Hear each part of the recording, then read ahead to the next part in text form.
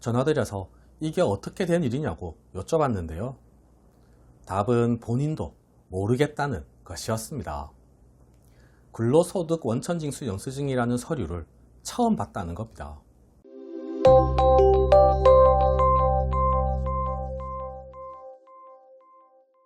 안녕하세요. 노태부 변호사입니다. 오늘은 조금 특이한 사건을 소개해 드리겠습니다. 사실 요즘에는 이런 일이 잘 발생하지 않는데요. 그런데 규모가 작은 회사의 경우에는 오늘 소개해 드리는 경우가 가끔 있는 것 같습니다. 급여 금액과 관련된 문제입니다. 직장인 분들께서 본인의 소득을 확인할 수 있는 가장 기본적인 서류는 근로소득 원천징수 영수증입니다. 매년 초에 전년도 연말정산을 하고 나오는 서류가 근로소득 원천징수 영수증인데요. 국세청 홈택스 홈페이지에서 발급받으실 수 있습니다. 근로소득 원천징수 영수증에는 회사에서 지급한 급여액과 각종 세금이 기재되어 있습니다. 급여는 세전금액으로 기재되어 있고요. 1년치의 세전연봉에서 각종 세금을 뺀 금액이 1년 동안 실수령한 소득이 되는 거고 12로 나누면 월 평균 소득이 되는 겁니다. 개인의 생활을 할 때도 이 계산식으로 해서 월 소득을 산출합니다. 그리고 법원에서 계산한 월 소득이 실제 계좌에 입금된 금액과 맞는지 밝히라는 보정이 나오는 경우가 많습니다. 문제는 여기서 발생합니다.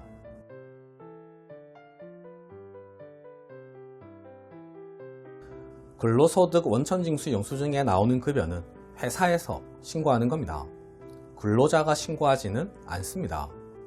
그런데 회사에서 근로자에게 실제 지급한 금액보다 더 많은 금액을 신고하는 경우가 있습니다. 바로 오늘 소개해 드릴 사례인데요. 더 많은 금액을 신고하는 이유는 대부분 세금 때문입니다. 실제 지급한 금액보다 더 많은 금액을 신고하는 경우 회사 입장에서 보면 손해는 4대 보험이 그만큼 늘어난다는 겁니다. 4대 보험은 근로자가 절반, 회사가 절반 납부하게 되어 있는데요. 회사가 납부하는 4대 보험 금액이 근로자의 급여로 더 많이 신고한 금액만큼 늘어나는 거죠. 반면 당연히 회사가 얻는 이득이 있습니다. 회사가 내는 법인세를 줄일 수 있는 겁니다. 비용으로 처리가 가능합니다. 즉, 늘어나는 4대 보험 금액과 줄어드는 법인세를 비교했을 때 회사 입장에서 더 이득이라면 회사가 신고할 때 실제 지급하는 금액보다 더 많은 금액을 신고할 수 있는 겁니다. 그런데 이렇게 되면 근로자 입장에서는 불이익이 따릅니다. 연말정산에서 불리해지겠죠. 본인이 받았던 급여보다 더 많은 급여 기준 연말정산을 해야 되니까요. 그래서 최근에는 이런 경우가 거의 없습니다. 요즘에 회사에서 이렇게 하면 아마 바로 신고 들어갈 겁니다. 그런데 소규모 회사에서 아무래도 근로자가 을인 경우 이런 일들이 아직까지도 있는 것 같습니다. 제 의뢰인이 그랬습니다. 이 의뢰인은 오랜 기간 동일한 회사에서 근무했는데요. 통장에 들어오는 월급만 신경을 썼지 개인회생 하기 전에는 단 한 번도 원천징수 영수증을 확인해 본 적이 없었다고 합니다. 아마 많은 분들이 비슷하실 겁니다. 제가 개인회생 신청서 작성하면서 원천징수 영수증 기준으로 월급여를 계산해보고 깜짝 놀라서 의뢰인에게 연락을 했습니다. 저한테 얘기하셨던 급여보다 원천징수 영수증상의 급여가 100만원가량이나 많았기 때문입니다. 전화드려서 이게 어떻게 된 일이냐고 여쭤봤는데요. 답은 본인도 모르겠다는 것이었습니다. 근로소득 원천징수 영수증이라는 서류를 처음 봤다는 겁니다. 그래서 저는 일단 회사에 가서 확인해 보시라고 말씀드렸습니다. 그런데 머뭇거리시는 겁니다. 아무래도 의뢰 입장이다 보니 회사에 괜히 문제를 제기했다가 직장을 잃게 될까봐 걱정이 되신다는 겁니다. 말씀을 들어보니 딱한 사정도 있었습니다. 이러면 방법이 없습니다. 정면 돌파해야 합니다.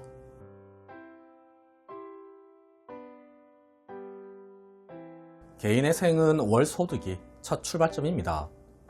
월 소득이 높아지면 월 변제금도 그만큼 더 늘어납니다. 원천징수 영수증 상의 월 소득으로 하면 이 의뢰인의 변제금은 월 100만 원이나 늘어나는 겁니다. 이러면 개인의 생을 진행할 수가 없습니다.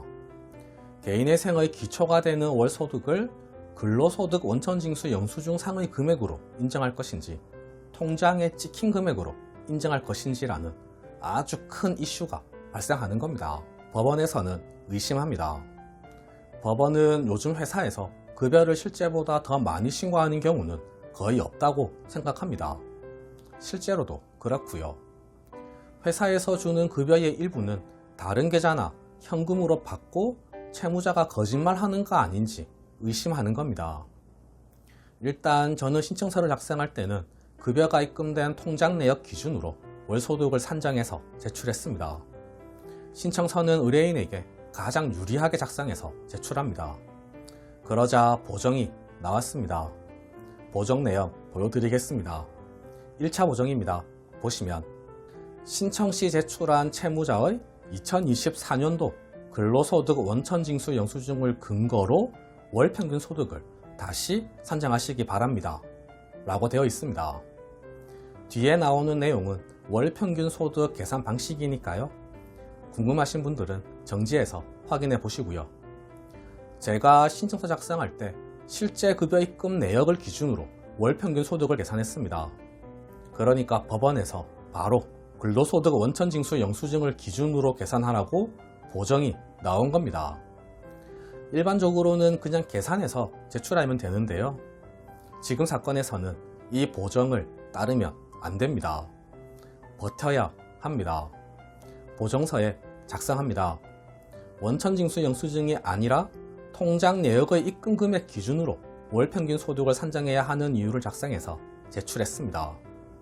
그러자 2차 보정이 나왔습니다. 보시면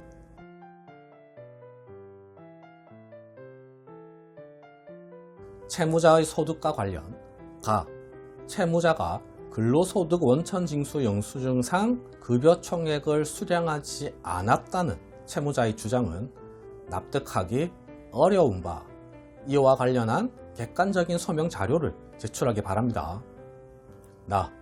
2025년 1월에서 8월분 급여 명세서 및 급여가 입금된 통장 사본을 제출하기 바랍니다. 라고 되어 있습니다. 이 보정을 보고 어떠신가요? 어렵겠다 라고 생각 드세요? 저는 아닙니다.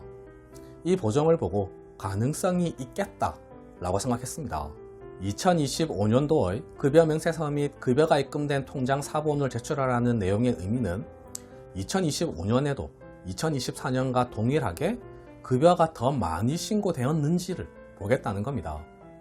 만약 법원에서 무조건 원천징수 영수증 상의 금액을 인정하겠다고 마음먹었다면 2025년 자료를 요구하지 않았을 겁니다. 열심히 준비해서 제출했습니다. 표도 만들었고요. 특히 월평균 급여를 계산했을 때 신고한 금액과 실제 받은 금액이 매년 동일하게 약 100만원 정도의 차이가 난다는 사실을 발견하고 이를 강조했습니다. 그러자 3차 보정이 나왔습니다. 보시면 내용이 좀 많은데요. 1번부터 보겠습니다. 이제 2024년도 근로소득 원천징수 영수증과 2023년도 급여가 입금된 통장 사본을 제출하라고 합니다. 이건 무슨 의미냐 하면 2024년도와 2025년도에 100만원 정도 더 많이 신고되었다는 점은 확인했으니까 그럼 2023년도에도 동일한지 확인해 보겠다는 겁니다. 그리고 동일하다면 실제 통장에 입금된 금액 기준으로 해주겠다는 의미까지도 포함되어 있는 겁니다. 2번으로 가면 더 명확해집니다.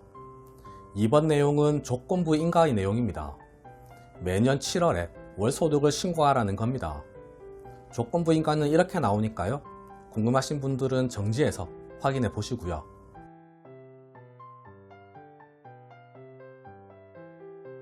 정리하면 2023년도에도 동일하게 100만원씩 더 신고되었다면 조건부 인가를 해주겠다는 내용입니다. 이 보정을 보고 의뢰인에게 말씀드렸습니다. 실제 소득금액 기준으로 개인회생 가능하겠다고 말씀드렸습니다. 사실 의뢰인은 반포기 상태였습니다. 정말 좋아하셨습니다. 이렇게 3번의 보정을 거쳐서 최근 개시 결정을 받았습니다. 월 평균 소득은 통장에 입금된 금액 기준으로 개시 결정을 받은 겁니다. 쉽지 않은 사건이었습니다. 예상치 못했던 큰 이슈가 발생했고 결과에 따라 개인회생을 할 수 없는 상황까지도 될 수 있었던 사건이었습니다.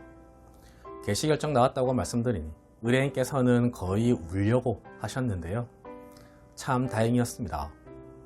보정을 따르지 않고 버티는 건 저희 실무하는 입장에서는 솔직히 쉬운 일은 아닙니다. 일이 몇 배로 늘어나기 때문입니다. 이번 사건만 해도 첫 보정 따랐으면 두 번째, 세 번째 보정은 안 나왔을 겁니다.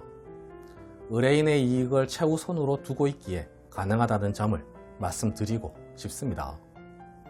네, 오늘 준비한 내용은 모두 말씀드렸습니다. 궁금하신 점이 있으시면 댓글에 남겨주시거나 전화주세요. 제가 직접 상담해 드리겠습니다. 이상 노태우 변호사였습니다. 감사합니다.